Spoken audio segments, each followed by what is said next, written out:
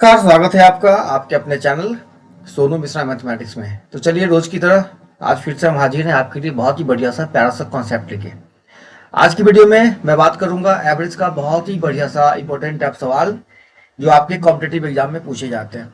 देखिए आज का सवाल है बहुत ही छोटू सा सवाल है, बहुत पिद्दी सा सवाल, लेकिन फिर भी बच्चे ऐसे क्वेश्चन को एग्जाम में गलत करके आ जाते हैं।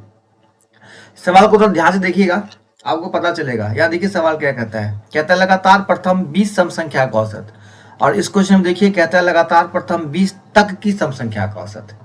और इसी दोनों में कंफ्यूज हो जाते हैं और बच्चे सवाल का गलत आंसर निकाल के चले जाते हैं। तो अगर आपको लगातार ये कॉन्सेप्ट सीखना है तो मेरे साथ बने रहिएगा, ठीक है। और कॉन्सेप्ट समझ में आ जाए तो निश्चित रूप से कॉमेंट कीजिएगा। तो चलिए शुरुआत में मैं आपको कुछ कॉन्सेप्ट बता देता हूँ अच्छे से, पहले उसको अच्छे से सीखिए। आपने सम संख्या का नाम सुना होगा। सम संख्या किसे कहते हैं? जो संख्या 2 से विभाजित हो जाती है पूरी तरह, ठीक है। देखिए सम संख्या स्टार्ट होता है कहां से? 2 से, ठीक है। 2, 4, 6, 8, 10, 12, 14, ये क्या होता है? सम संख्या। सम संख्या के बारे में एक राज की बात मैं आपको बताता हूँ, जरा ध्यान से देखिएगा। आपने लगातार प्रथम 2 सम संख्या को जोड़ा तो आंसर आया कितना? 6। आपने चलो एक और सम संख्या मिला दिया, कितना आया? 12।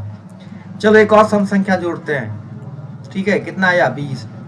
ये लगातार प्रथम सम संख्या की बात कर रहे हैं हम। तो 6 आया 2 को जोड़ने पे, देखिए तो 2 गुना 3 करने पे 6 आ रहा है।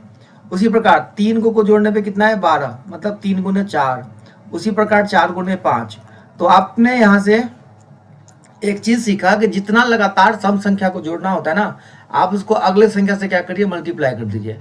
तो एक यहां से फॉर्मूला निकल के आता है सामने कि लगातार प्रथम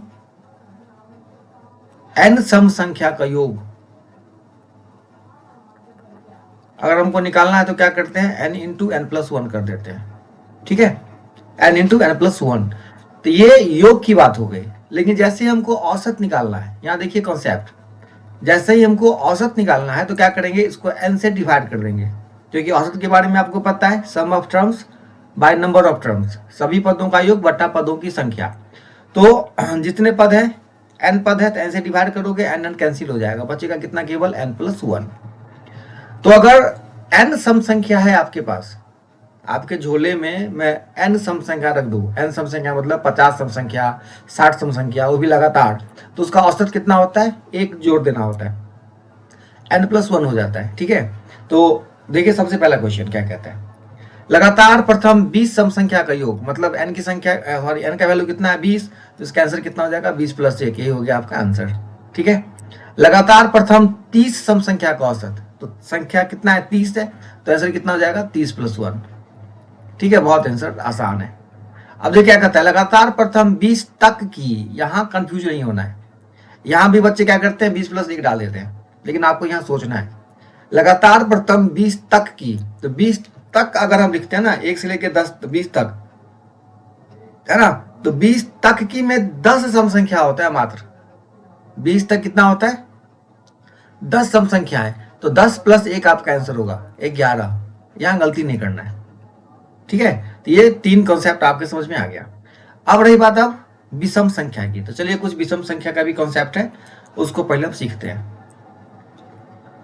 लगातार बने रहिएगा, अच्छे से सीखिएगा।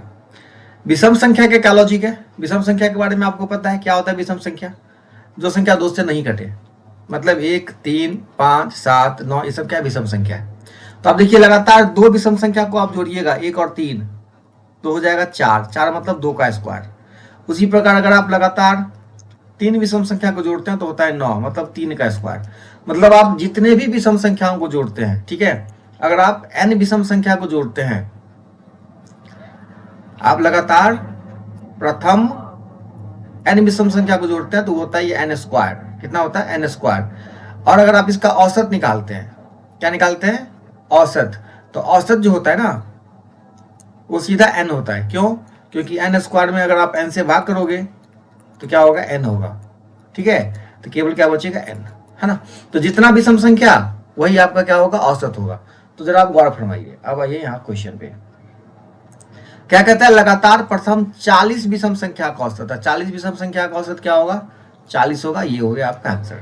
लगातार प्रथम 40 तक की, अब आइए रास्ते पर 40 तक की। तो 40 तक जब हम लिखते हैं ना, तो 40 तक में विषम संख्या होता है बस 20। तो आंसर कितना हो गया इसका? 20 आंसर। ठीक है, 1 सेकंड भी बहुत हो गया लगाने के लिए। अब कहते हैं लगातार 51 तक की विषम संख्या का औसत। तो 51 तक में कितना विषम संख्या होगा? तो 50 तक में तो 25 होता है। ठीक है, और 51 एक हो गया तो 26 हो गया। तो यहाँ कितना आंसर हो जाएगा? 26। तो जितना विषम संख्या होगा वही आपका क्या होगा? आंसर होगा। ठीक है, और सम संख्या में क्या होता है? जितना सम संख्या होता है उसमें एक क्या करना है? आपको बढ़ा देना है। तो उम्मीद करता हूँ ये कॉन्सेप्ट आपको समझ में आ गया होगा। समझ में आ गया तो निश्चित रूप से कमेंट करके जरूर बताइएगा। फिर मिलते हैं अगले वीडियो में, तब तक के लिए tata bye bye, see you.